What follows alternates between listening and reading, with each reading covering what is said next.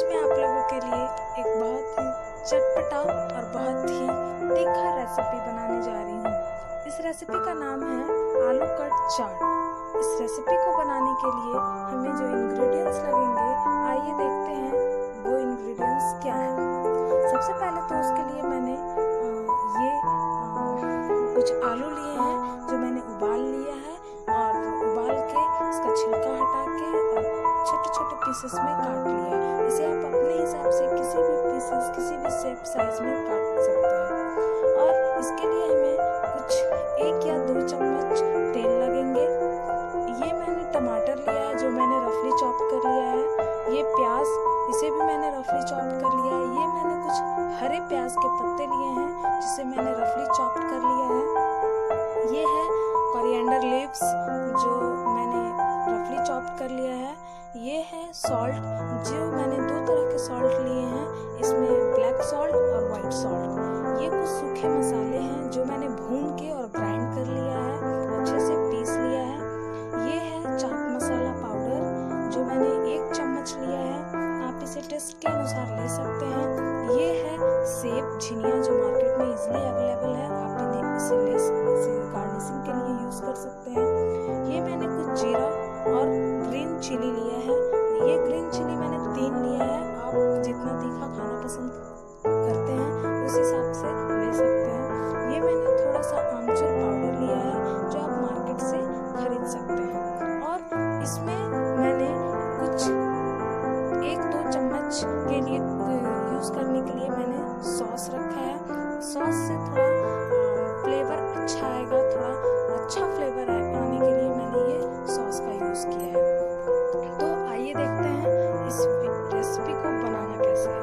तो फ्रेंड्स, अब हम शुरू करते हैं इस रेसिपी को बनाना। सबसे पहले मैंने गैस पे कढ़ाई चढ़ाई और इसमें मैंने 2 चम्मच के करीब तेल डाली।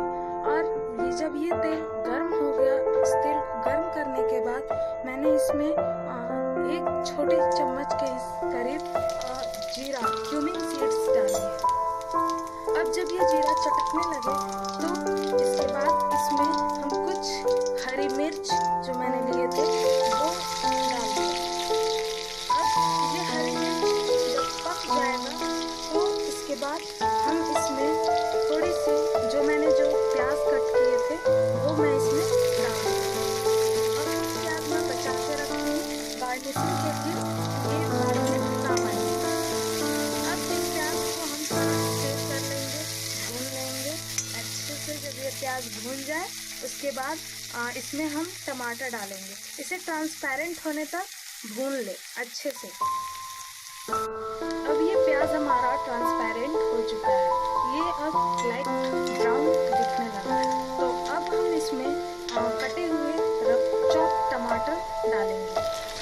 ये मैंने टमाटर सारे डाले हैं और ये टमाटर भी हमें तब तक भूनना है जब तक पूरा सॉफ्ट ना हो जाए।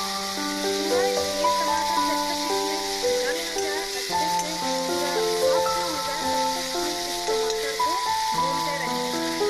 जब हमारा टमाटर अच्छे से सॉफ्ट हो जाए, पक जाए, तो उसमें हम ग्रीन प्याज जो मैंने रखा था वो इसमें मैंने डाल दिया और बस डाल के उसे 2 से 3 बार स्टीर करना है।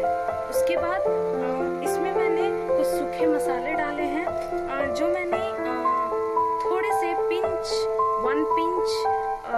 सूखे मसाले और कुछ टेस्ट के अकॉर्डिंग सॉल्ट और थोड़े से आमचूर पाउडर, बस। और उसके बाद हम इसे थोड़ी देर के लिए चलाएंगे, स्टीर करेंगे। ये हमारा ग्रेवी बिल्कुल रेडी है।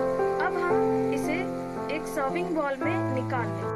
अब हम इसे निकालने के बाद इसको बॉल में निकालने के बाद इसमें हम वो जो पीसेस में कटे हुए आलू थे वो इसमें हम डाल देंगे। सारे आलू को मैंने इस बॉल में डाल दिया है, जिसमें मैंने वो जो पेस्ट तैयार किया था वो जो इसमें जो डाले हैं उसमें मैंने ये आलू को डाल दिया। अब इसे मैं अच्छे से मिक्स कर लूँगी। अच्छे से मिक्स कर लेते हैं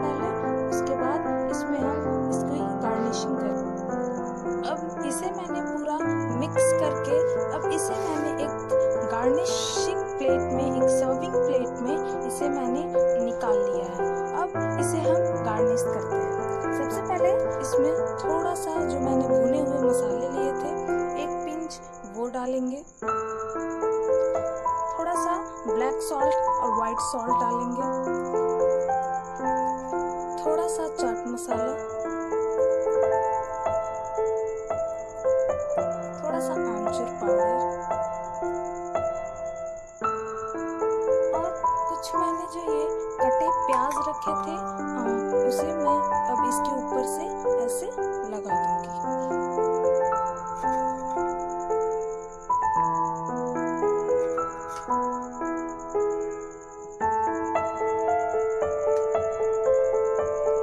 और उसके बाद इसमें मैं कुछ जो मैंने सेब लिए थे वो मैं इसके ऊपर डाल दूंगी।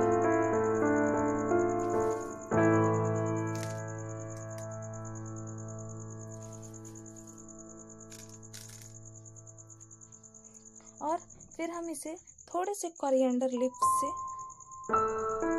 इसे ऊपर से गार्निश करेंगे।